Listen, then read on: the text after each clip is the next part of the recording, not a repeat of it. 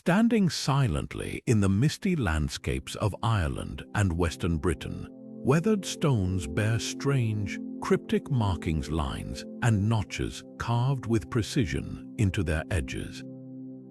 These are the Ogham Stones, and their inscriptions hold whispers from a world over 1,500 years gone. What messages did our ancestors leave behind? Who were the people who carved these symbols, and why did they choose such an unusual way to record their words? This isn't just writing, it's a puzzle etched in stone, one of Europe's oldest and most mysterious scripts.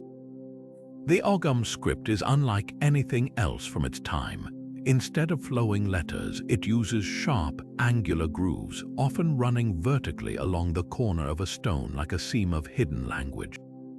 Some believe it was a secret code among the elite, while others think it marked territories or honored the dead.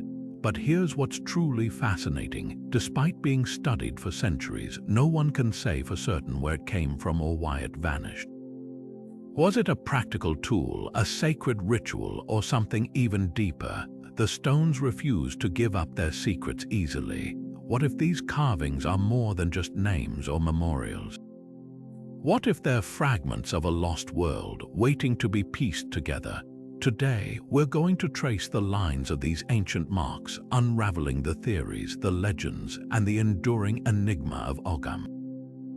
Along the way, we'll meet scholars who have devoted their lives to cracking its code, explore the haunting beauty of the stones themselves, and ask what their silence might still be trying to tell us.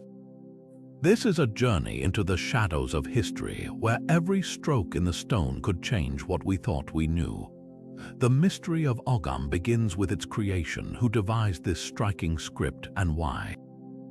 Theories swirl like the Irish mists around these stones, each one as contested as the last. Some scholars argue Ogham was born from early Christian monks, a way to carve sacred texts or names into stone as the new faith spread across Ireland. But others push back, pointing to its stark, angular simplicity, nothing like the flowing scripts of Latin or Greek. Could it have deeper, older roots? One compelling theory ties Ogham to the Druids, the learned class of pre-Christian Celtic society. Imagine a time when knowledge was power and writing was sacred. The script's straight lines and notches would have been easy to carve into wood or stone, a practical choice for a culture that revered the natural world. Some even link it to Ogma, the Irish god of eloquence and poetry. Was Ogham his invention, a divine gift to mortals? The connection is tantalizing, but like so much of this puzzle, it's impossible to prove. Then there's the question of purpose. Was Ogham a secret code among the elite, a way to mark boundaries, or a memorial for the dead? The stones themselves offer few answers. Most inscriptions are short names, perhaps lineages, but their brevity only deepens the intrigue. Why go to such effort for so few words, and why did this script fade away, replaced by the Latin alphabet? The lack of definitive evidence leaves us with more questions than answers, a true historian's dilemma. What's undeniable is the craftsmanship. Each stroke was deliberate, each notch precise, as if the carvers understood the weight of what they were leaving behind. Whether it began as a sacred cipher or a practical tool, Ogham's legacy endures in these silent stones, daring us to decode their secrets. These mysterious stones didn't appear randomly across the landscape. Their locations tell a story of their own. The greatest concentration of Ogham stones stands in Ireland, particularly in the southwest counties of Kerry and Cork, where the damp air seems to preserve both the rock and the secrets it carries. Here, you'll find them dotting wild hillsides, nestled near old churchyards, or standing alone in windswept fields. But this ancient script traveled further than many realize. Cross the Irish Sea, and you'll discover Ogham stones in Wales, Scotland, and the Isle of Man, silent witnesses to connections we're still trying to understand. What's fascinating is how these locations map onto history. In Ireland, many Ogham Stones cluster along what archaeologists believe were ancient territorial boundaries. Imagine them as early landmarkers, declaring, "This far and no further," in a language of notches and lines. Others stand near early Christian monastic sites, suggesting the script evolved alongside Ireland's conversion, perhaps used to commemorate saints or important converts. Some even appear near natural springs or waterways, hinting at possible ritual significance. Wales presents a different puzzle. Here, Ogham stones often appear alongside Latin inscriptions, creating bilingual monuments that show cultural exchange between Celtic and Roman traditions. The Isle of Man stones tell yet another story, with some bearing both Ogham and Norse runes, a tangible record of Viking-era interactions. And in Scotland, they're rarer but no less significant, often found in areas associated with early Irish settlers. The distribution raises compelling questions. Why did certain areas adopt Ogham while others didn't? Was it spread by traveling scholars, warriors, or traders? The stone's placement suggests they served different purposes in different places, sometimes territorial markers, sometimes memorials, sometimes statements of identity. Each location adds another piece to the puzzle, reminding us that these weren't just random carvings, but deliberate messages left in stone, waiting centuries for us to notice their patterns. The Ogham alphabet is a marvel of simplicity and symbolism, a script where every mark carries meaning. Picture a vertical line like the edge of a standing stone. Crossing or branching from this central stem are short lines or notches, arranged in precise groupings. Each of these clusters represents a distinct sound from primitive Irish, the ancient language of early Ireland. Unlike the flowing curves of Roman letters, Ogham is angular, almost mathematical in its design. It's as if the carvers distilled language itself into its most elemental form. What makes Ogham even more fascinating is how deeply connected it is to the natural world. Each character, called a feather, is named after a tree or plant: birch, alder, willow, and oak, to name just a few. These weren't just arbitrary labels, they reflected a worldview where language and nature intertwined. The A sound, for example, is represented by a single diagonal stroke to the right of the stem and is named Aelm, meaning pine tree. The B sound, two horizontal strokes crossing the stem, is beith or birch. This wasn't merely an alphabet, it was a poetic link between sound, symbol, and the living world. To read Ogham, you'd start at the bottom left of the central stem and move upward. A single stroke to the right of the stem might stand for B, while one to the left could mean H. Two strokes, that's L, 3, V. The system's elegance lies in its consistency, yet its rarity in surviving inscriptions suggests it was never meant for everyday use. Some scholars believe it functioned more like a cipher, a way to encode messages or mark sacred spaces. Others argue its simplicity made it ideal for quick carvings on boundary stones or memorials. But here's where it gets even more intriguing. Ogham isn't just lines on stone. Early manuscripts reveal that it could also be written horizontally, even scratched onto wood or metal. The Book of Balamote, a 14th century Irish text, includes a detailed guide to Ogham, showing how the script evolved over time. Yet despite these later adaptations, the oldest stones retain their primal power, their stark, silent lines echoing a time when writing was as much about magic as it was about memory. Visualizing Ogham helps unlock its secrets. Imagine standing before one of these ancient stones, tracing the notches with your fingers. A single diagonal stroke might whisper pine, while a cluster of 4 horizontal lines hums oak. It's a language that doesn't just tell, it shows, its very form mirroring the trees it honors. And while we may never fully grasp why these carvers chose such a distinctive script, their legacy endures in every stroke, every notch, every silent stone waiting to be read. The words carved into Ogham stones whisper to us in primitive Irish, an ancient language that predates the Old Irish of medieval manuscripts by centuries. This was the tongue of early Ireland's warriors, farmers, and druids, a linguistic snapshot frozen in stone. Unlike the flowing sagas written later, these inscriptions are brief, often just names like Maganas or Vedakari, yet they're priceless keys to understanding how the Irish language evolved. Linguists pieced together these fragments like a crossword puzzle carved in rock, revealing how words shifted over generations. Deciphering these messages hasn't been straightforward. While many inscriptions follow predictable patterns, others confound experts with cryptic abbreviations or unusual spellings. Take the famous Balacrovane Ogham stone in County Cork. Its inscription reads, Maci Dexidas Avi Turanias, which scholars interpret as Stone of Mac Dicet, descendant of Touraine. The word Maci, meaning son, appears frequently, showing how lineage was paramount, but other phrases like the mysterious Anam Coleman found on multiple stones spark debate. Does it mean name of Colman or something more ritualistic? What makes primitive Irish extraordinary is how it captures a language in transition. The Ogham carvings show a Celtic tongue still clinging to older grammatical structures, like the genitive case endings that would later simplify in Old Irish. For example, the suffix as in names like Lugudekas hints at a grammatical system that faded with time. These stones preserve sounds too, like the Q in Maci, which softened to a C in later Irish.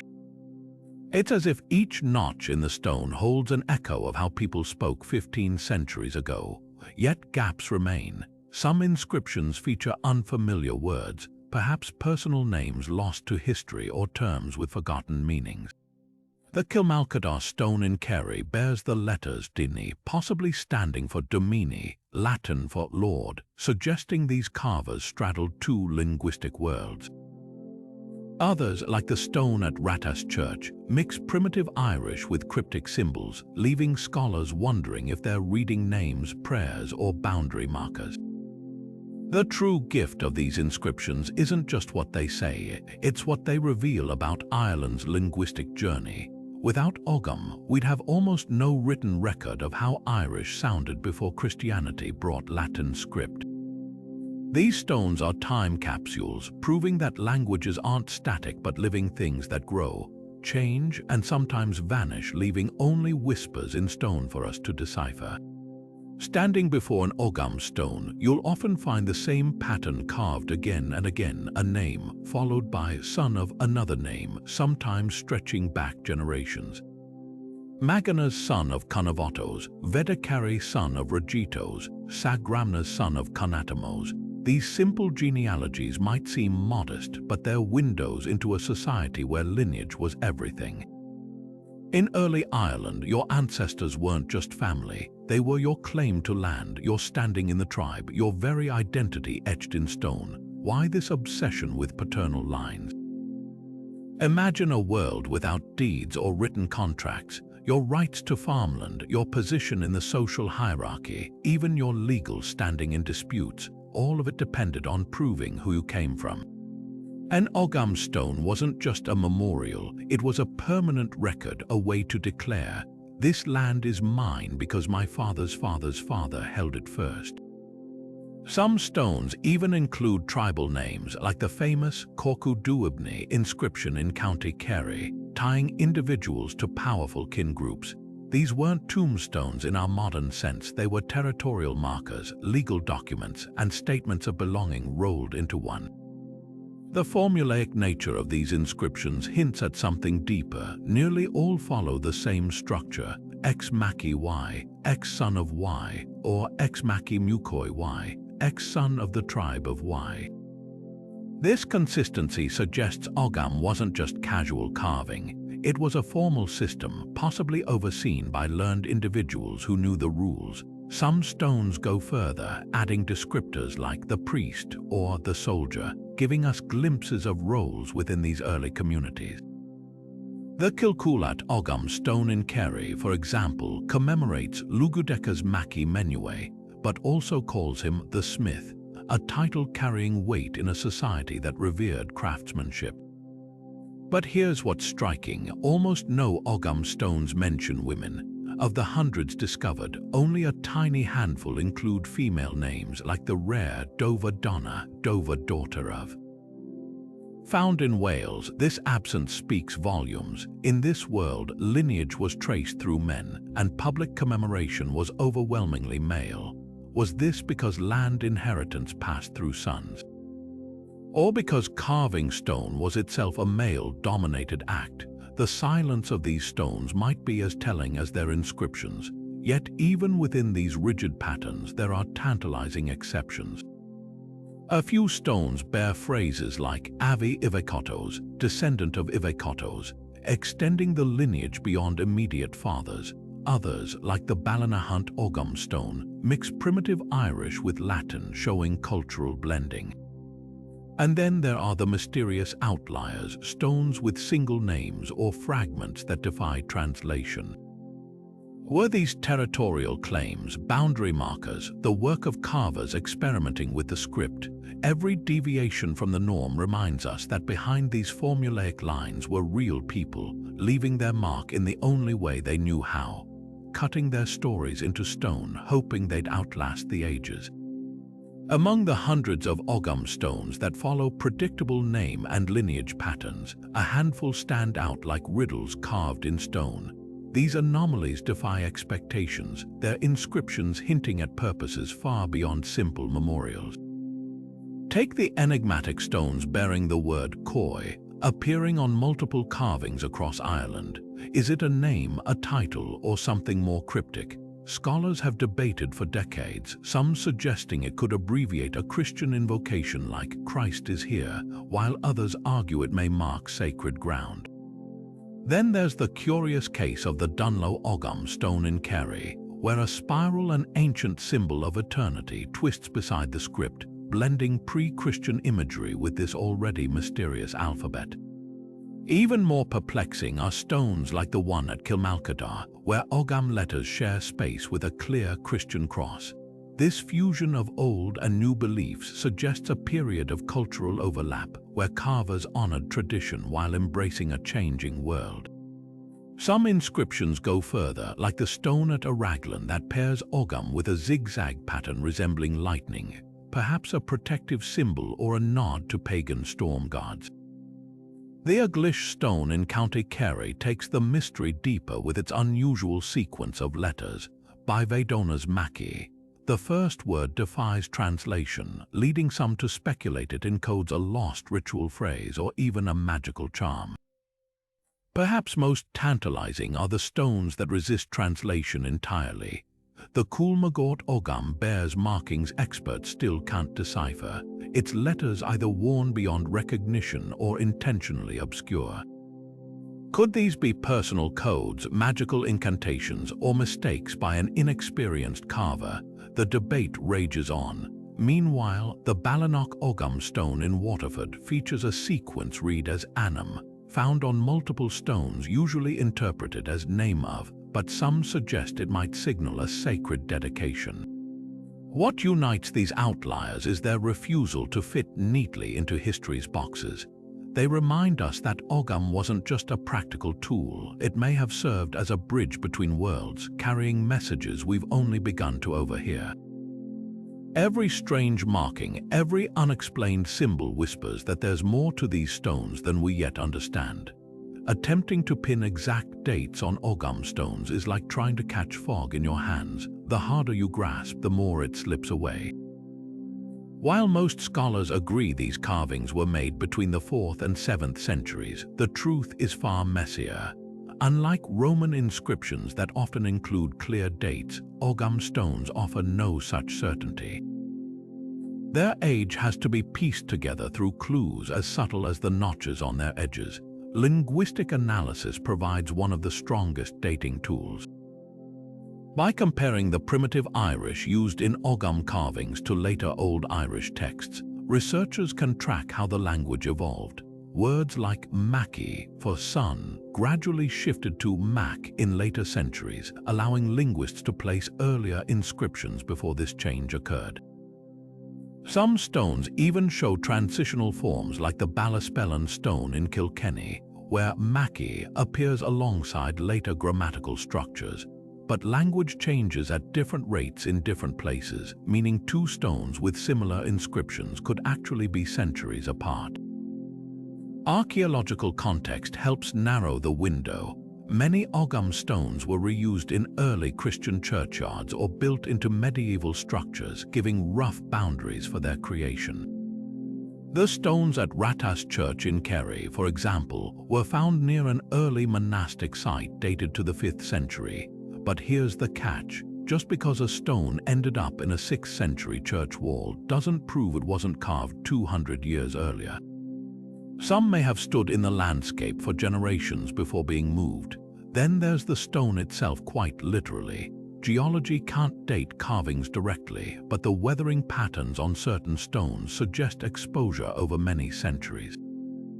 The Dingle Peninsula's Ogham stones show erosion consistent with being outdoors since late antiquity, while others found in sheltered positions appear remarkably fresh. Yet even this method falters. Local climate variations mean two equally old stones could weather at completely different rates, the biggest complication. Some inscriptions clearly break the mold. The Silchester Ogham stone, discovered in England amid Roman ruins, baffled experts with its unusual letter forms and possible 2nd century origins. Others, like the Drumlohan stones in Waterford, show evidence of being recarved or added to over time, creating palimpsests where ancient and early medieval marks overlap. And occasionally, a stone like the one at Tullicommon in Clare defies all expectations with letter forms that seem to belong to neither the early nor late Ogham periods. What emerges is a timeline that refuses to stay neat. The script likely began evolving before the 4th century, flourished during Ireland's transition to Christianity, then gradually faded as Latin literacy spread, but exceptions pop up in every direction. A handful of stones may preserve pre-Christian traditions, while others could be much later attempts to revive a dying craft. The stones won't surrender their secrets easily, leaving us to trace their shadows across centuries. The arrival of Christianity in Ireland didn't just bring new beliefs, it sparked a fascinating collision of writing systems. As Latin script began spreading with missionary work in the 5th century, Ogham didn't simply vanish. Instead, the two scripts began appearing side by side on the same stones, creating bilingual monuments that tell a story of cultural negotiation. The stones at Kilmalcadar in County Kerry perfectly capture this moment. One face bears a crisp Latin cross, while the edge carries the angular notches of Ogham declaring someone's lineage. These aren't contradictions, they're proof of a society adapting without erasing its past. Some of the most revealing examples come from Wales, where stones like the one at Tywyn blend primitive Irish Ogham with Latin phrases like Sagrani Fili Cunatomi, of Sagranus son of Cunatemus. This wasn't just translation, it was transformation. The Latin alphabet with its flowing curves represented the new Christian order, while Ogham's stark lines kept older traditions alive.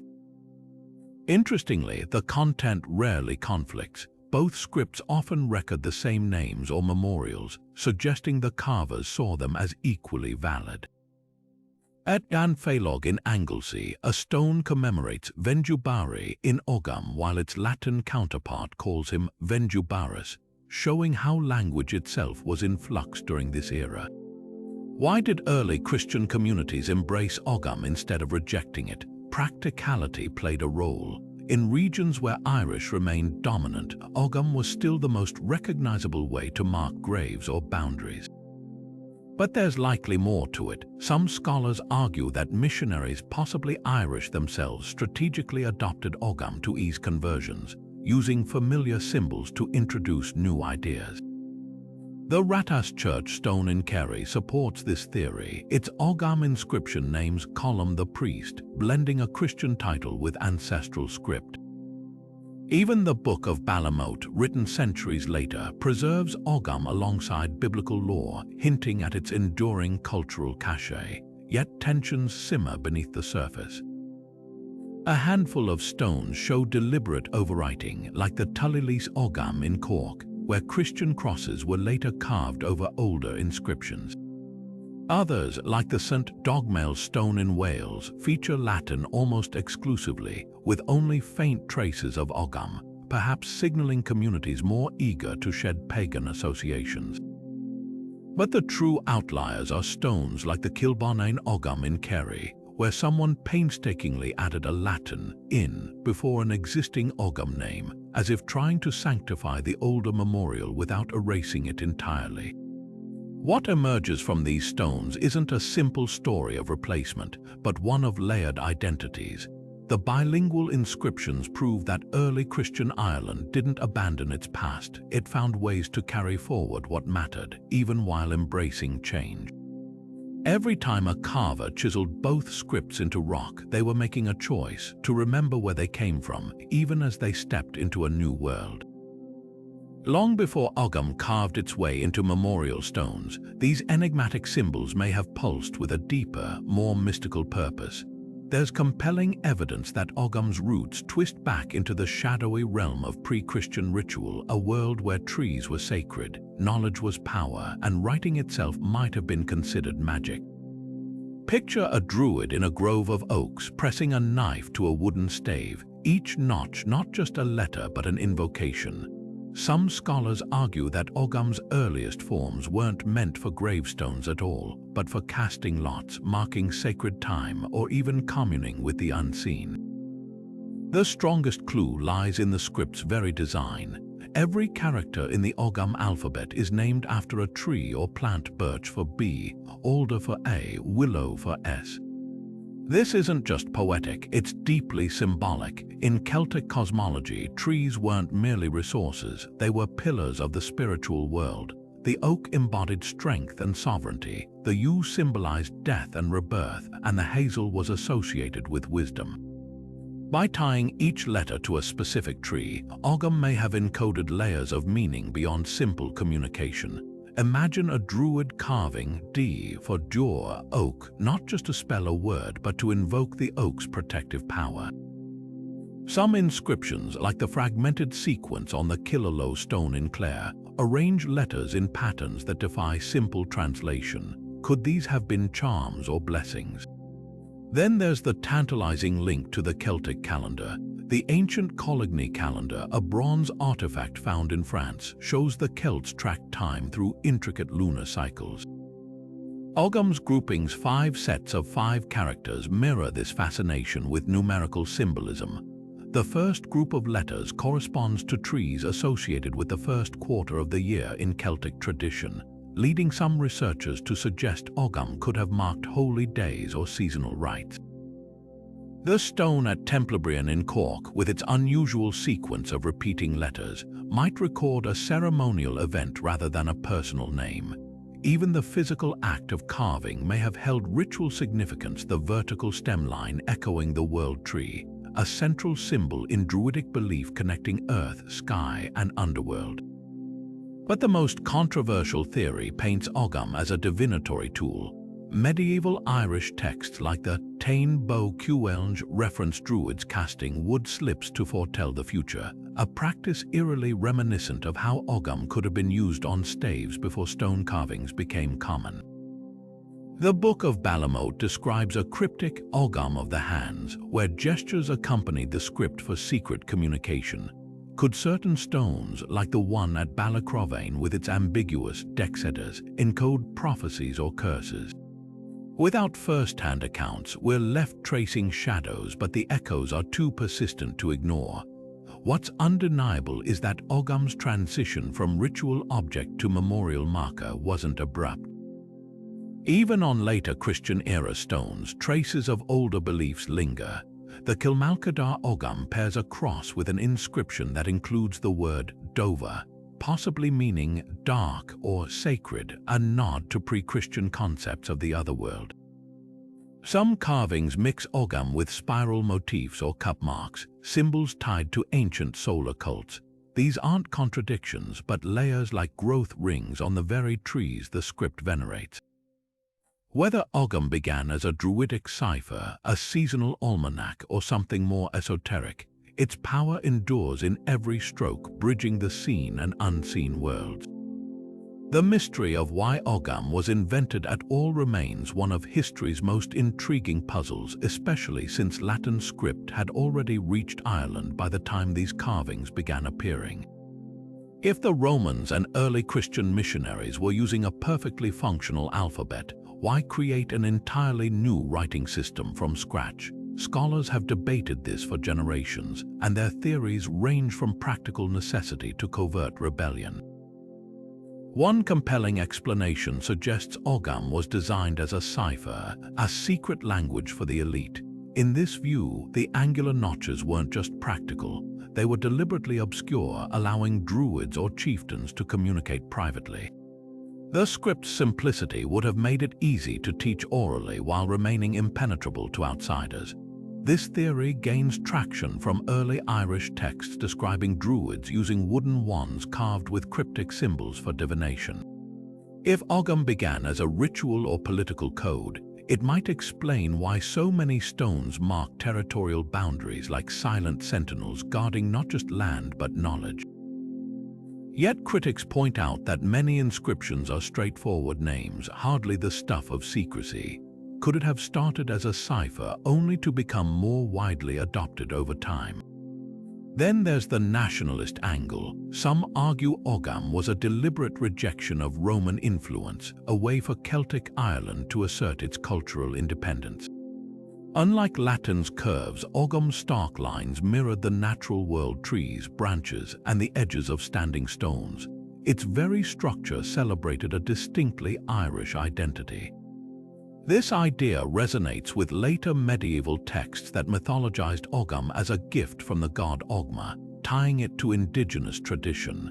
But if nationalism drove its creation, why did Ogham flourish most in regions with strong trade ties to Roman Britain?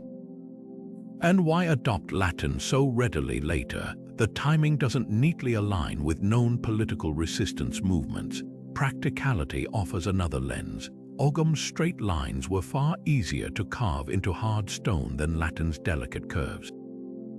A single vertical stem with branching notches could be etched quickly using basic tools, ideal for memorials or boundary markers in a largely illiterate society. The script tree-based letter names might have served as mnemonics, helping carvers recall symbols without written references. This utilitarian view explains Ogham's spread across rural areas, but struggles to account for its abrupt disappearance once Latin literacy expanded. If it was purely functional, why abandon something that worked so well? Perhaps the most provocative theory links Ogham to pre-Christian ritual. The alphabet structure, grouped in sets of 5, each tied to a sacred tree, mirrors Celtic numerology and seasonal cycles.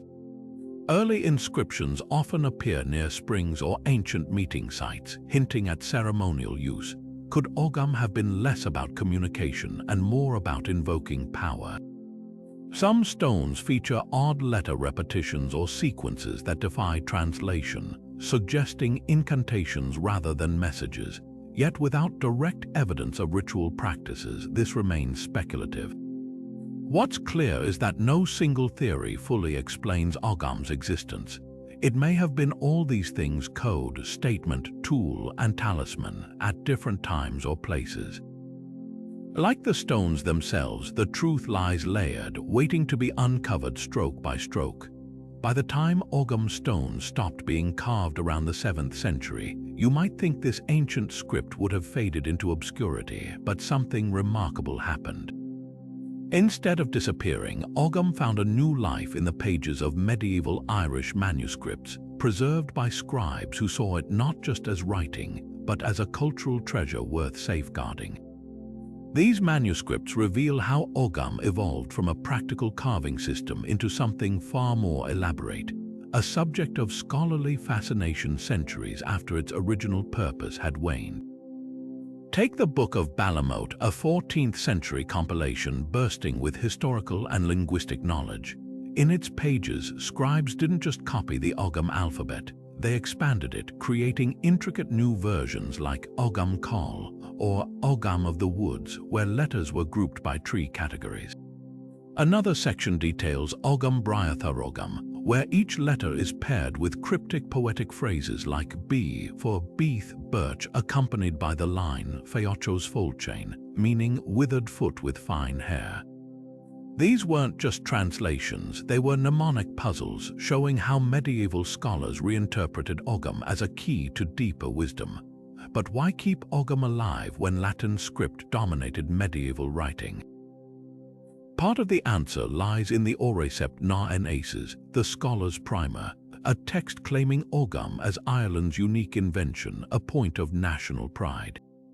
Scribes meticulously recorded its letters alongside explanations of their tree associations, suggesting Ogham had become a symbol of Irish learning rather than a practical tool. Some manuscripts even include fantastical origin stories like the Leber Gabala Eren, which credits the god Ogma with creating Ogham as a gift to mortals. The manuscripts also reveal Ogham's playful side. In the Book of Leinster, scribes experimented with bird Ogham, where letters were represented by different bird calls, and color Ogham, linking each character to a specific hue. These variations had little to do with carving stone. They were intellectual exercises showcasing the script's adaptability.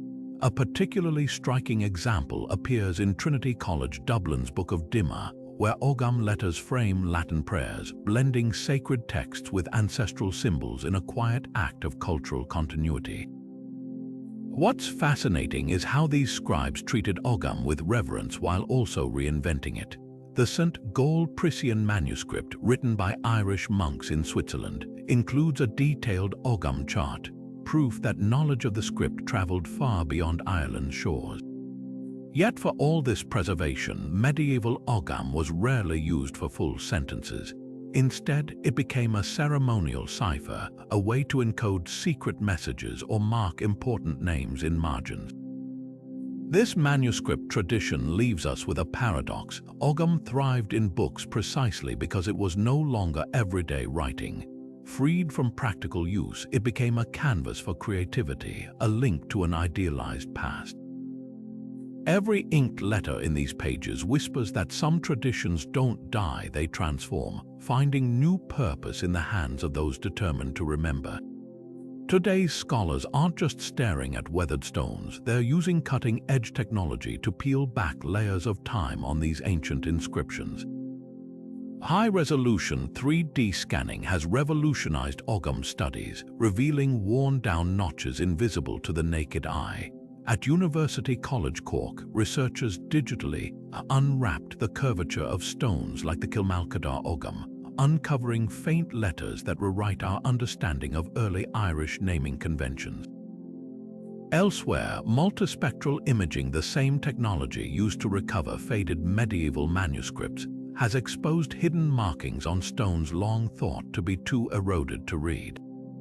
One breakthrough came with the Knockboy Ogham in Waterford, where imaging software detected a previously unknown word, neta, possibly meaning nephew, adding fresh clues about kinship terms in primitive Irish. But technology isn't the only tool cracking Ogham's code. Linguists are applying computational analysis to trace patterns across hundreds of inscriptions, building databases that pinpoint regional dialects in primitive Irish. A team at Dublin Institute for Advanced Studies discovered subtle grammatical shifts between Kerry and Welsh Ogham Stones, evidence that the language evolved differently across Celtic territories. Even amateur enthusiasts contribute through platforms like Ogham in 3D, where crowdsourced photos help map inscription variations. Then there are the surprises that still emerge from the ground. In 2019, a farmer ploughing a field near Coventry, England, struck a stone bearing Ogham letters, the first new find in Britain in decades. The inscription, reading Maldum Kale/S/Las, defies easy translation but suggests Irish settlers in the region left more marks than we knew. Similarly, a 2022 excavation at a monastic site in County Tipperary revealed an Ogham stone reused as a step, its inscription Annam Coleman, linking it to a previously unknown early saint. These discoveries keep the field alive with debate. Some linguists now argue that certain unreadable inscriptions might be early attempts at writing Old Irish, pushing back the timeline for that language's emergence. Others scrutinize unusual letter sequences like those on the New Coventry stone for possible bilingual or even mixed language carvings. Every fresh find proves that Ogham still has stories left to tell, waiting for the right tools or the right curious mind to tease them from the stone.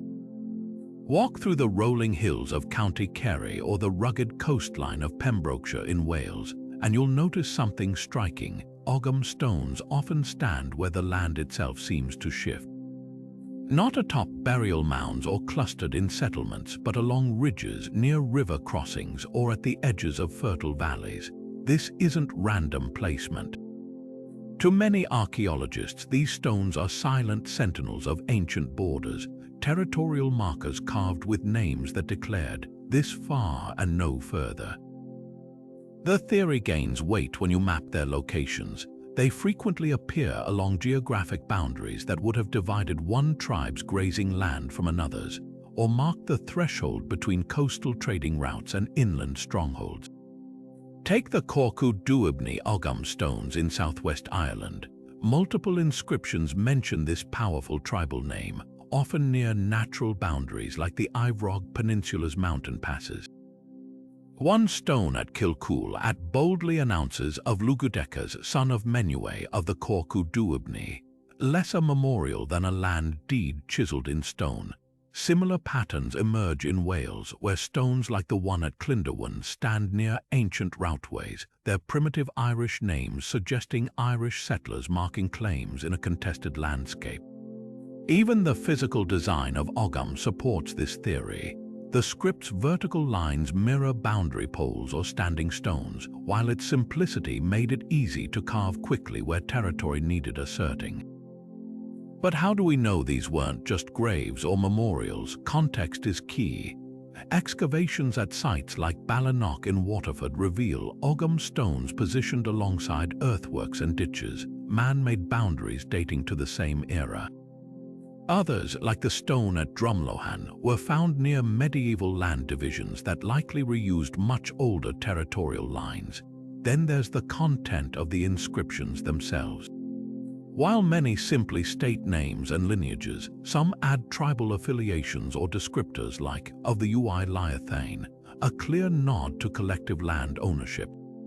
The stone at Lacaborn goes further, pairing an Ogham inscription with a later Latin cross suggesting later generations recognized and respected these ancient markers, perhaps even Christianizing them to maintain their legal weight. Yet the territorial theory isn't without its challenges. Why would boundary markers need such personal names? Some scholars argue these were memorials placed at liminal spaces, thresholds between life and death rather than surveys. Others note that not all Ogham clusters align with obvious geographic borders, but even these exceptions might fit a broader pattern.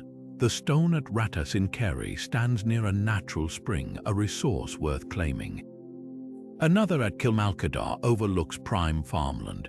Whether marking political borders, resource access, or ritual spaces, these stones served as permanent reminders. Someone's ancestors had staked a claim here, and that claim endured in the language of the land itself. What emerges is a picture of early Irish society where identity and territory were inseparable. To carve your name in Ogham wasn't just about memory, it was about anchoring your lineage to a specific patch of earth, ensuring that even as generations passed, the stone would still whisper your right to the soil beneath it. Every notch in these standing stones wasn't just a letter, it was a fence post, a wall, a line drawn in the landscape that said, "We were here and here we remain." Of the hundreds of Ogham stones scattered across Ireland and Britain, only a handful bear the names of women, but these rare inscriptions speak volumes. The stone at Ballyhank in County Cork carries one of the clearest examples, Dova Donna, translating to Dova daughter of. Though weathered, this simple phrase shatters assumptions about women's invisibility in early medieval society. Another in Wales commemorates Avatoria, her name etched alongside Latin letters, suggesting she held enough status to warrant permanent remembrance. These aren't anomalies, they're clues to a more complex social landscape than we often picture. What makes these inscriptions remarkable isn't just their existence, but what they imply. The Donna formula mirrors the male Mackie, son of, showing that lineage could indeed be traced through mothers when circumstances demanded. At Kilcoolat in Kerry, a stone marked Vranuhill, daughter of, stands near others bearing tribal names, hinting that some women inherited or controlled land. Even rarer are stones like the one in Raglan, where a woman's name appears without any paternal reference, an audacious declaration of personal prominence in a world dominated by male lineages. The real stunners, though, are stones erected by women themselves. The inscription at Coolmagort reads, "Sagram Nava made this," using the feminine form of the verb, proof that some women commissioned their own memorials. Then there's the stone at Drumlohan, where a woman named Brian is honored not just as someone's daughter, but as Brian the Hospitaller, a title implying leadership in a role vital to early Irish society. These weren't passive figures, they were patrons, landowners, possibly even rulers. But why so few? The scarcity may reflect societal norms, but also practical factors. Many Ogham stones mark territorial claims, a domain largely controlled by men. Yet exceptions like the stone at Tullicommon, where a woman's name appears alongside a Christian cross, suggest that as the church gained influence, elite women found new avenues for commemoration. The pattern holds in Wales, where bilingual stones sometimes pair Latin phrases like Sora, sister, with Ogham names, indicating women's roles in early religious communities. What emerges is a nuanced picture not of exclusion but of selective visibility. The women immortalized in Ogham were likely exceptional figures, heirs to disputed lands, abbesses of growing monasteries, or matriarchs holding families together in turbulent times. Their stones stand as quiet rebellions against the silence of history, proving that even in a world carved by men, women left their mark, one deliberate notch at a time. Crossing the Irish Sea into Scotland, the story of Ogham takes a fascinating turn, one that intertwines with another ancient mystery, the Pictish symbol stones. These monumental slabs, carved by the elusive Pictish people between the 4th and 9th centuries, bear striking geometric symbols, double discs, crescent moons, and mythical beasts, alongside occasional Ogham inscriptions. What unfolds is a puzzle within a puzzle, two distinct carving traditions colliding on the same stones, suggesting a cultural exchange far more complex than we once imagined. The evidence lies in places like Aberlemno in eastern Scotland, where a stone known as Aberlemno III displays a classic Pictish serpent symbol alongside an Ogham inscription reading Eteconum. Nearby, the Dunfermline stone blends Pictish imagery with Ogham letters, so whether they tease rather than tell. Even more revealing is the Brandsbutt stone near Inverurie, its surface split between Pictish symbols and an Ogham sequence that some read as Eratadorans. These hybrid stones cluster in regions where Irish settlers, known as the Scotti, interacted with Pictish tribes, creating zones where languages and scripts likely rubbed shoulders.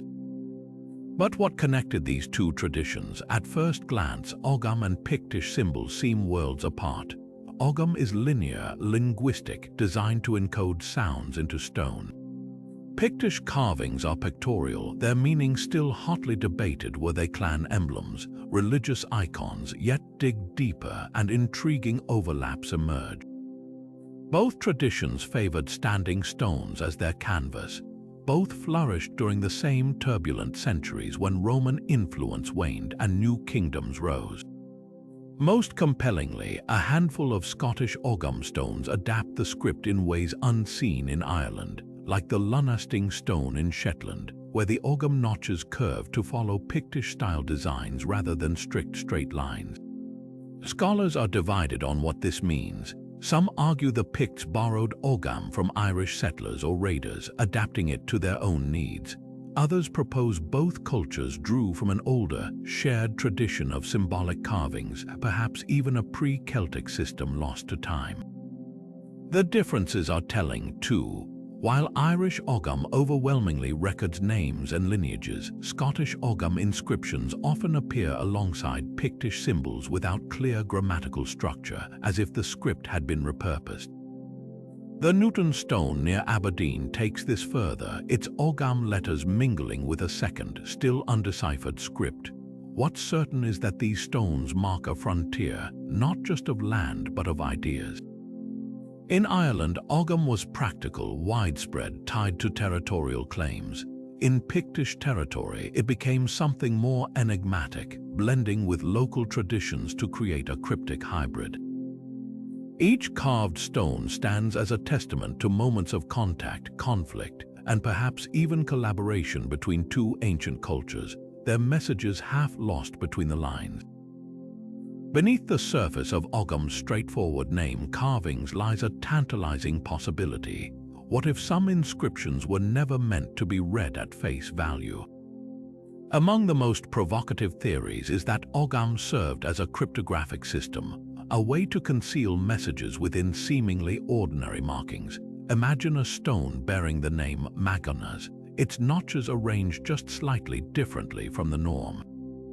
To an outsider, it's another memorial, but to those trained in the code, those subtle variations might signal anything from a hidden grave location to a warning about rival clans.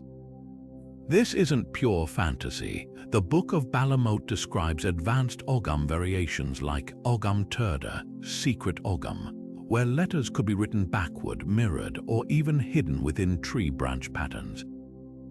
Some inscriptions fuel these speculations. The stone at Ballaquin in County Kerry features an unusual sequence, Anam followed by a gap, then Maki.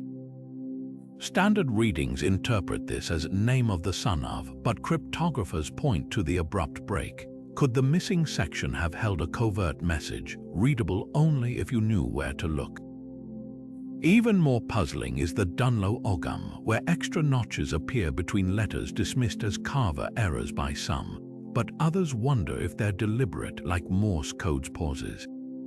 The Aurecept Na and Aces compounds the mystery by listing Ogham of the hands, where finger positions accompanied the script, suggesting an entire gestural language lost to time. Not all scholars buy into the cipher theory. Critics argue that if Ogham were truly cryptographic, we'd find more complex inscriptions or keys to decode them. Yet the absence of surviving wooden Ogham staves far easier to carve and conceal than stone leaves a gap in the record. What if the most sensitive messages were never meant to last centuries? The Tainbo Cuelge, an epic Irish tale, describes druids using wooden wands marked with Ogham for divination, hinting at a transient, ritualistic use we can barely glimpse now.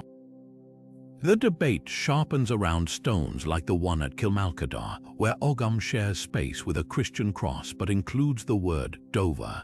Some translate this as dark or sacred, but alternative readings propose it's an acronym for a hidden phrase, perhaps a clandestine pagan invocation preserved under Christian cover.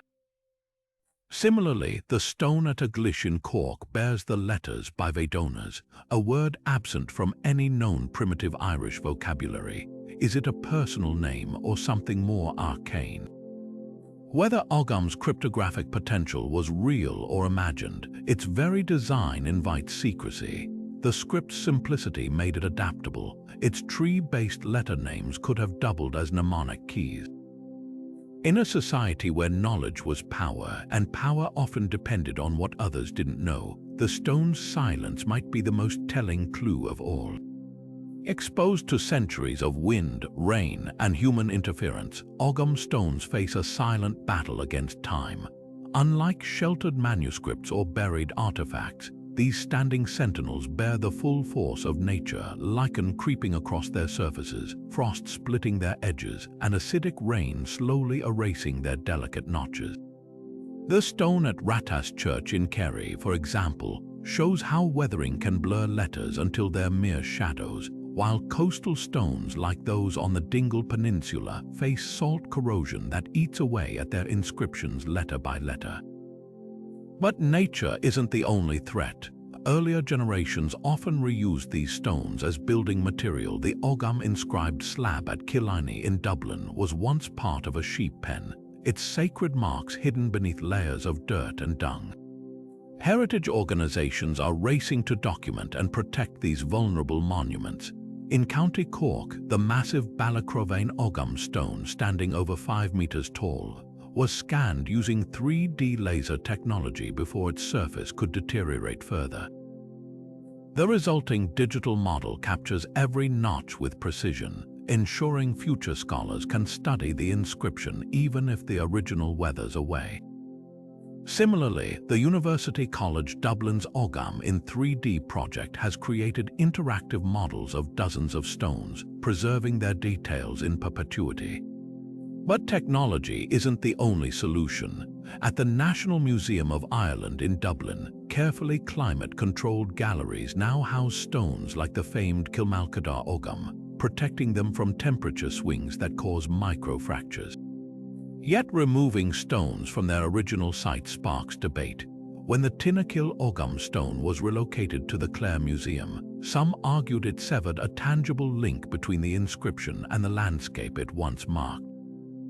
As a compromise, many sites now employ replicas like the resin cast of the Dunlow Ogham stone that stands where the original once did, allowing visitors to experience the stone's context while the real artifact rests safely indoors. Community efforts also play a role. In the tiny village of Aglish, locals built a protective shelter around their Ogham stone after noticing tourists were rubbing the inscription for luck, unknowingly accelerating its erosion. The greatest challenge lies in balancing preservation with accessibility. Some stones, like the one at Burnfort in County Cork, now wear transparent acrylic covers, an imperfect solution that shields them from rain but can trap condensation. Others are reburied after documentation, a controversial practice that protects them but hides them from public view. Meanwhile, newly discovered stones face dilemmas from the moment they're unearthed. The recent Coventry Ogham find in England spent months wrapped in damp cloths to prevent drying cracks before conservators could stabilize it. Each solution carries trade-offs, reminding us that preserving the past is never as simple as it seems. What emerges is a quiet race against oblivion, one where every choice, from 3D scans to replica placements, shapes how future generations will encounter these ancient voices. The stones may be silent, but their survival depends on the voices of those who fight to keep them standing. Though carved over 1,000 years ago, Ogham's angular script pulses with surprising life in the 21st century, not just in museums, but in fantasy novels, spiritual practices, and even inked onto skin. This ancient alphabet has become a canvas for modern imagination, though not always in ways its original carvers would recognize. Take the shelves of bookstores today, where Ogham frequently appears in fantasy world building. In Patricia Keneally Morrison's Kelsiad series, the script serves as the written language of an interstellar Celtic society, its tree-based letters reimagined for futuristic technology. Similarly, video games like Assassin's Creed Valhalla weave Ogham into Norse-Irish encounters, blending history with creative liberty. These portrayals often take artistic license, adding decorative flourishes or mystical properties never present in historical carvings, but they speak to Ogham's enduring visual power. Neo-pagan and Druid revival movements have embraced Ogham with particular fervor, though not always with archaeological precision. Modern practitioners sometimes use Ogham staves for divination, drawing parallels to Norse rune casting, a practice never documented among historical Druids. Guidebooks offer interpretations of each letter's magical meaning, linking Beath birch to new beginnings or Dare oak to strength. While these systems are creative, they depart from what we know of Ogham's original use. No evidence suggests ancient carvers viewed the script as an esoteric tool. Yet the resonance makes psychological sense. The alphabet's ties to nature and its aura of mystery invite symbolic reinvention. Perhaps the most personal modern adoption of Ogham lies in tattoos. A quick search online reveals forearms and shoulder blades adorned with Ogham spellings of names or meaningful words. While some enthusiasts meticulously research primitive Irish to ensure accuracy, others unknowingly perpetuate errors, like using Ogham to write modern English phrases, despite the script lacking letters for sounds like J or V. Tattoo artists occasionally take artistic liberties, adding vines or knots that mirror Celtic interlacing but never appeared on original stones. This cultural afterlife raises fascinating questions. When does reinterpretation become misappropriation? Scholars cringe at the oversimplifications, yet even they acknowledge that Ogham's leap into pop culture keeps the script alive in public consciousness.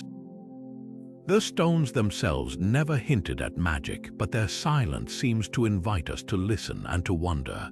Whether etched onto skin or woven into fiction, Ogham's modern journey proves that some alphabets never truly fade, they simply grow new branches.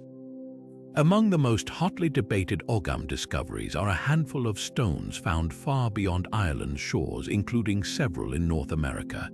The most famous examples come from West Virginia, where carvings on rocks along the Ohio River bear markings some claim are genuine Ogham script. One stone, discovered in 1982 near the town of Morgantown, appears to display the letters MAQI, mirroring the primitive Irish word for sun. Another, found along the Canoha River, shows sequences resembling Irish personal names. If authentic, these stones could rewrite history, suggesting Irish monks or traders reached North America long before Norse expeditions. But here's where things get contentious. Nearly every mainstream scholar dismisses these carvings as either modern hoaxes or natural weathering patterns misinterpreted through wishful thinking. The skepticism isn't unfounded. Genuine Ogham stones follow strict linguistic and structural rules, with letters always branching from a central stem line. The West Virginia carvings, however, lack this consistency. Many show haphazard lines that don't align with known Ogham groupings, and some letters appear to be nothing more than tool marks left by 19th century surveyors. Even more damning is the absence of archaeological context. No artifacts, settlements, or other evidence place Irish voyagers in pre-Columbian Appalachia. Linguists also note that the inscriptions, where decipherable, mix primitive Irish with later medieval forms, a chronological mismatch impossible in authentic carvings. Yet the allure of these stones persists, fueled in part by the controversial work of self-taught epigrapher Barry Fell. In his 1976 book America B. C. Fell argued that not only were the West Virginia carvings genuine, but they proved Celtic-speaking peoples had settled North America. Academics swiftly dismantled his claims, pointing out that Fell often translated random scratches as Ogham by cherry-picking letters while ignoring the script's grammatical rules. The debate took on a life of its own, with amateur enthusiasts championing the stones as suppressed evidence, while archaeologists like Harvard's Iravatham Mahidvan labeled them pareidolia, the human tendency to see patterns where none exist. The most plausible explanation for these carvings lies in history's darker corners. The 19th century saw a surge of interest in Celtic heritage among Appalachian settlers, many of whom were of Scots-Irish descent. Some may have carved Ogham-like symbols as folk art or memorials, unaware of the script's true origins. Others might be deliberate hoaxes, echoing the infamous rune stones planted to prove Viking presence in the Midwest. Even natural processes can mimic Ogham: frost cracks, river erosion, and even tree roots have been known to leave striations that, at a glance, resemble deliberate notches. What's telling is how these controversies mirror broader patterns in pseudo-archaeology. The desire to connect distant cultures often outweighs the evidence, whether it's theories of Phoenician voyages to Brazil or Egyptian influences in the Grand Canyon. For Ogham, the West Virginia stones represent not just a scholarly dispute but a cultural longing, a wish to bridge continents through shared symbols. The irony, even if these carvings aren't genuine, their very existence speaks to Ogham's enduring power to captivate imaginations, whether carved by ancient hands or modern mythmakers. The trees whispered to them, not in rustling leaves or swaying branches, but in the very shapes of their letters. Each stroke of the Ogham script carries the name of a tree, tying language irrevocably to the living world. This wasn't mere poetry, it was a reflection of how ancient Celts saw existence itself. Take Beath, the first letter of the Ogham alphabet, named for the birch tree. In Celtic tradition, birch symbolized new beginnings. Its pale bark was among the first to regenerate after winter, making it a natural emblem of renewal. When a carver notched Beath into stone, they weren't just writing B, they were invoking resilience, the cyclical promise of spring. Move deeper into the alphabet and the connections grow richer. Dare, the oak, represented strength and sovereignty. Sacred to the Druids, oaks were portals to wisdom, their towering presence anchoring rituals, their acorns a symbol of potential. To carve Dare was to etch power into the stone. Then there's Sail, the willow, associated with intuition and the moon's ebb and flow. Willows thrived near water, their roots drinking from hidden springs, making them living bridges between seen and unseen worlds. These weren't arbitrary assignments, they were layers of meaning woven into communication, turning each inscription into a tapestry of cultural values. But why trees? The answer lies in how Celtic societies perceived their environment. Forests weren't just resources, they were kin. Early Irish laws, like the Brehon laws, prescribed severe penalties for unlawfully cutting down certain trees, with fines varying by species, a direct reflection of their perceived sacredness.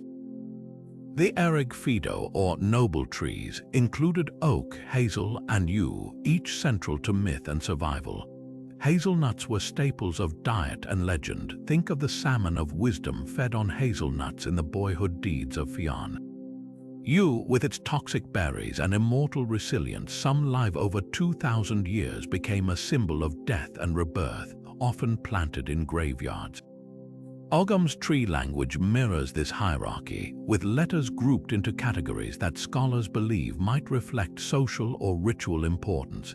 The alphabet structure deepens the mystery. Ogham divides its 20 letters into 4 groups of 5 called Acme families, each tied to a different class of trees.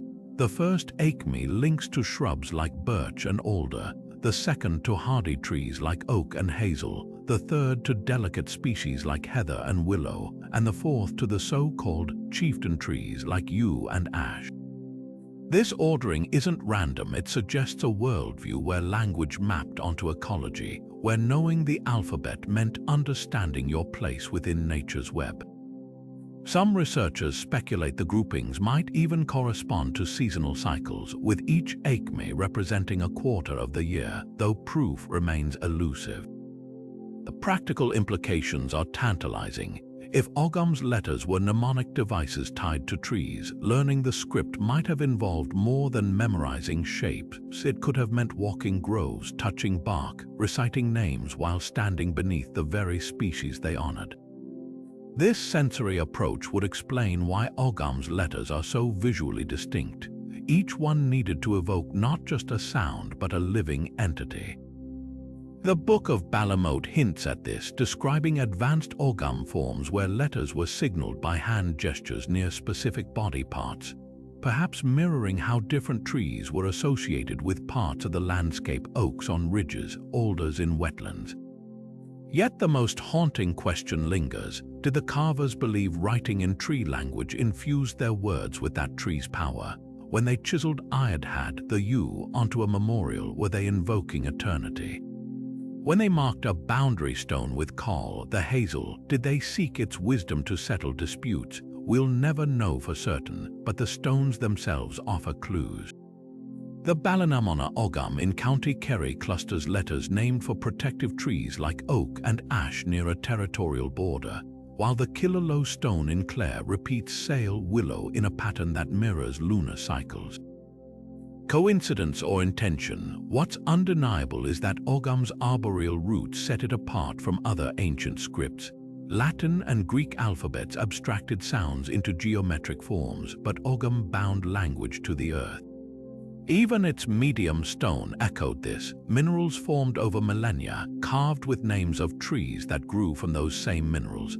In a world where every grove might house spirits, where kings were crowned beneath sacred oaks, writing wasn't just communication, it was communion.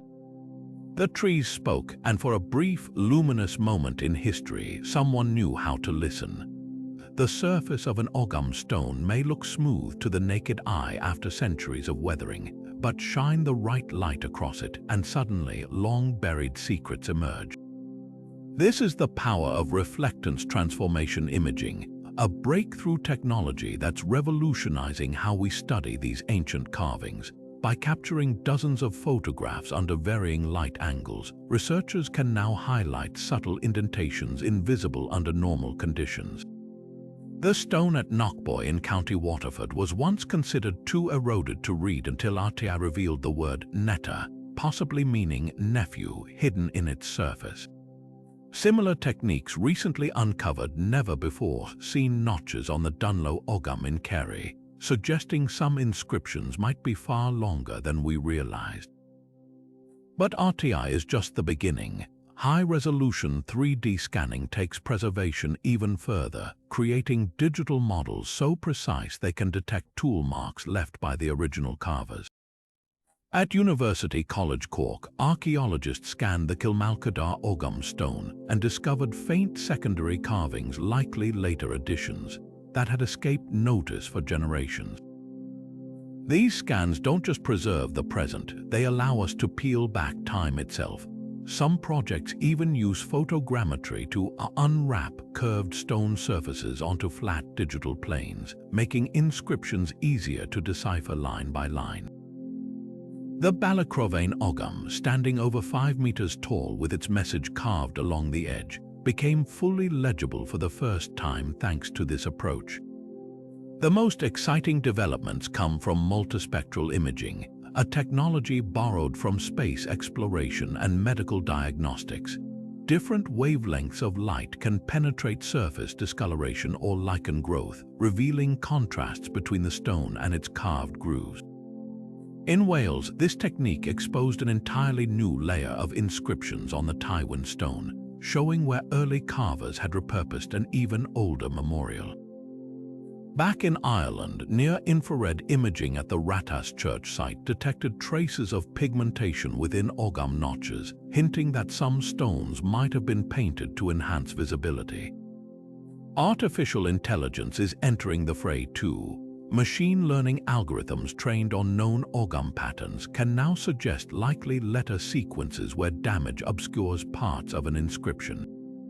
One algorithm analyzing the Eglish stone in County Cork proposed that its mysterious bivadonas could be a rare compound name combining life and fortress.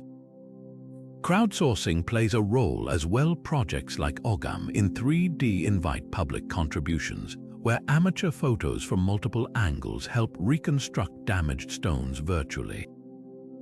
Yet these technologies raise new questions even as they answer old ones. When laser scanning exposed microscopic tool marks on the Drumlohan Ogham, researchers realized some stones were carved with astonishing speed, single strokes per notch, while others showed painstaking, ritual-like precision. Why the difference? Were some carvers more skilled, or were certain inscriptions meant to be made quickly? As resolution improves, we're not just reading the messages, we're glimpsing the hands that carved them, the urgency or reverence behind each stroke. The irony is rich. Cutting-edge science is helping us reconnect with an ancient world that rejected complex technology. Each scan, each algorithmic analysis peels back another layer of time, not to replace the stone's mystery with cold data, but to deepen our awe at the human ingenuity that first brought them to life. The more we see, the more we understand how much remains unseen. these silent sentinels have kept their secrets for centuries. Now, pixel by pixel, they're beginning to whisper again. The angular notches of Ogham stones do more than mark names. They preserve whispers of a vanishing language, offering linguists rare clues to the evolution of Celtic speech. Unlike medieval manuscripts that reflect standardized Old Irish, these carvings capture primitive Irish in its raw, transitional form, a linguistic fossil frozen mid-transformation. Take the ubiquitous word "maki," meaning sun. On stones from the 5th century, it appears in this archaic form, but by the 7th century, it shifts to "mac," mirroring changes that would define later Irish. These subtle shifts are gold mines for researchers, revealing how consonants softened and grammatical structures simplified over generations. The Ballyspellin stone in Kilkenny perfectly illustrates this, bearing an early "maki" alongside later grammatical endings that hint at linguistic crosscurrents. Beyond documenting change, Ogham stones expose forgotten dialects. The primitive Irish of Kerry's stones differs subtly from those in Wales. Variations in word endings and name formations suggest regional speech patterns long erased by time. The Cork and Kerry stones in southwest Ireland, for example, use tribal name inflections absent elsewhere, possibly reflecting a distinct local vernacular. Even more revealing are bilingual stones like the Tywin in Wales, where Ogham's primitive Irish sits beside Latin, allowing linguists to compare how sounds were adapted across languages. The Latin Vendubaris alongside Ogham's Vendubari shows how Celtic pronunciation bent foreign names to its rules. These inscriptions also illuminate Celtic's wider family ties. The word "avi," descendant, found on stones from County Cork to Cornwall, links primitive Irish to Gaulish inscriptions from ancient France, proving shared roots across the Celtic world. Meanwhile, oddities like the Silchester Ogham in England with its mix of Irish and Britannic Celtic elements hint at language blending in border zones. Such discoveries help reconstruct Proto-Celtic, the mother tongue splintered into Irish, Welsh, and Breton. Yet Ogham's greatest gift might be its glimpses of pre-Celtic substrata. The mysterious word "bivedonas" on the Aglish stone defies known Celtic roots, possibly echoing an even older language absorbed by early Irish settlers. Like tree rings in a storm-felled oak, each layer of these inscriptions tells a story of migration, contact, and the quiet, relentless metamorphosis of speech. Every stroke in the stone isn't just a letter, it's a stepping stone across the river of lost time. Even after centuries of study, the Ogham script clings to its deepest secrets, leaving us with tantalizing gaps in our understanding. One of the most persistent enigmas is its very origin. Why create an entirely new writing system when Latin script was already reaching Ireland's shores? Some argue it was a practical solution, designed for quick carving into wood and stone where Latin's curves would falter. Others suggest it was a covert language among Druids, a way to shield knowledge from outsiders. Then there's the theory tying it to Ogma, the Celtic god of eloquence, as if the script itself was a divine invention. But with no surviving records from its creators, these remain educated guesses, each as plausible as the next. Equally mysterious is how far Ogham's use extended beyond the stones we've found. The medieval Book of Balamote describes Ogham being carved on wooden staves for divination or secret messages, yet not a single example has survived the centuries. Did these perishable carvings once outnumber the stone monuments? If so, their loss means we're only seeing a fraction of Ogham's true reach. Even more intriguing are accounts of Ogham of the Hands, a gestural version mentioned in ancient texts. Was this a silent language among scholars or a ritual practice lost to time? Without physical evidence, we're left reconstructing shadows, and then there are the inscriptions that refuse to yield their meanings. Stones like the one at Aglish in County Cork bear sequences like bivedonas, a word with no clear roots in primitive Irish. Is it a forgotten name, a ritual phrase, or something more obscure? The Knockboy Ogham's sudden nephew appears alongside no other context, leaving us to wonder why single out this relationship. Even the ubiquitous Annam name of found on multiple stones sparks debate. Was it a simple label or a ceremonial invocation? The most cryptic carvings, like the Dunlo Ogham's extra notches between letters, defy all standard interpretations. Were they errors, codes, or deliberate additions with meanings we'll never recover? What's striking isn't just how much we don't know, it's how these gaps resist even our most advanced tools. For every inscription deciphered by 3D scans or linguistic analysis, another slips further into ambiguity. The stones guard their stories fiercely, reminding us that some voices from the past were never meant to be overheard. Standing before an Ogham stone today, you're not just looking at an ancient inscription, you're touching a thread that stretches back over 15 centuries, connecting us to a world where language was carved into the land itself. These stones are more than artifacts, they're silent witnesses to the lives of people who saw the world in ways we can barely imagine. The endurance of Ogham speaks to something profound about human nature, our need to mark our presence, to declare, "I was here," in a way that outlasts memory. Whether as territorial claims, memorials, or perhaps something more mystical, these carvings offer glimpses into early Irish society that no manuscript could capture. They tell us about power, lineage, and the sacred bond between people and place. Yet for all we've decoded, Ogham's true allure lies in what we don't know. Why did a script so perfectly suited to stone suddenly vanish? What secrets might have been whispered through those wooden staves that rotted away long ago? Even the theories we debate, druidic codes, territorial markers, ritual objects, reflect how these stones refuse to fit neatly into any single box. They're like a conversation half overheard, tantalizing us with fragments of meaning while guarding their full story. That tension between revelation and mystery is what keeps archaeologists, linguists, and history lovers coming back. Every new scan, every fresh perspective peels back another layer, yet the stones retain their quiet defiance. What's remarkable is how Ogham bridges worlds. It flourished at the crossroads of paganism and Christianity, of oral tradition and written word, of local identity and far-reaching connections. The bilingual stones of Wales, the hybrid carvings in Pictish Scotland, even the modern reinterpretations in tattoos and fantasy novels, all prove that Ogham was never just a tool. It's a living artifact, still gathering meaning as we bring our own questions to it. So what do you hear in these ancient notches? Do you see a practical alphabet, a sacred cipher, or something in between? Maybe you've stood beside an Ogham stone yourself, tracing the cool grooves with your fingers, wondering whose hand carved them centuries ago. Or perhaps you've spotted Ogham's angular forms in a game or book and felt that spark of curiosity. However you encountered this enigmatic script, you're now part of its story, one that's still being written. Drop your thoughts, theories, or even your own Ogham-inspired creations in the comments below.